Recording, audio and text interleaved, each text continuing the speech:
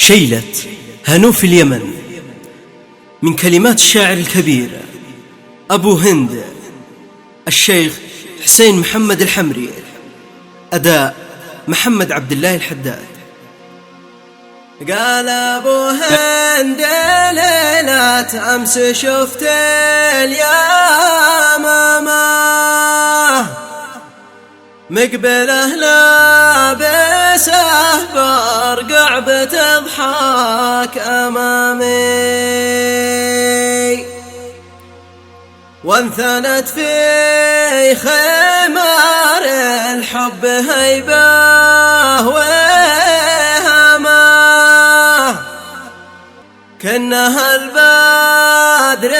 في ليل الدجى والظلام،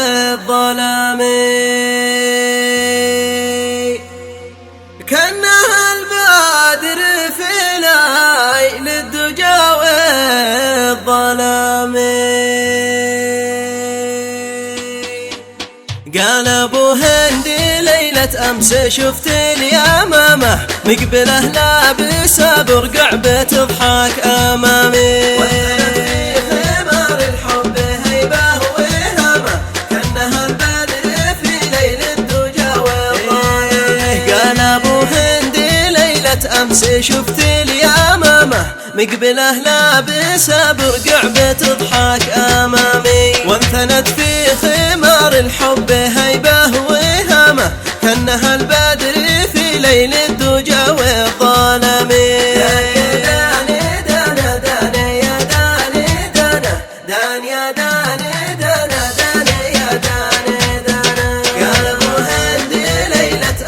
شفت اليمامة مقبله لابسة برقع بتضحك أمامي، الأحبار ثناياها ولاحت غيامه، والمطر شاني واسقتني وانا كنت ضامي، سلسبيل الهوى والشوق والابتسامة، عاصفة حبها اجتاحت مخيم غرامي، في ثلاثيات الأبعاد صورة وقامة، قلت لا تسهري يا عيني يهدي ونامي، دان يا داني دانا داني يا داني دانا دان يا داني دانا داني يا داني دانا. قال أبو هندي ليلة أمس شفت اليمامة مقبله لابسة برقع بتضحك أمامي، يا هلو في اليمن يا ريم وادي تهمة، وحدك اللي ملكتي هيبتي واحترامي، لو تغزلت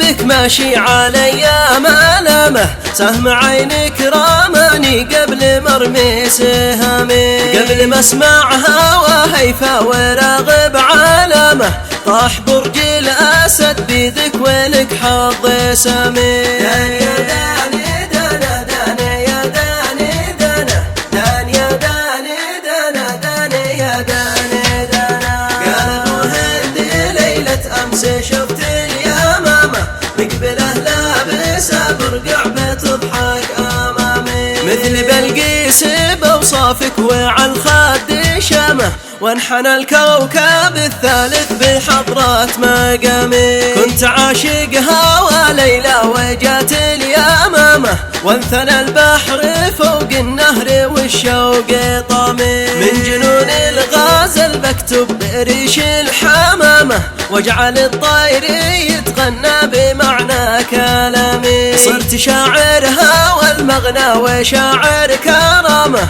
واعشق البادية عالبدو مني سلامي، دانا دانا يا داني دانا دان يا داني دانا داني يا داني دانا. قال أبو هندي ليلة أمس شفت اليمامة مقبله لابسة برقع بتضحك أمامي، قال أبو هندي ليلة أمس شفت اليمامة مقبله لابسة برقع بتضحك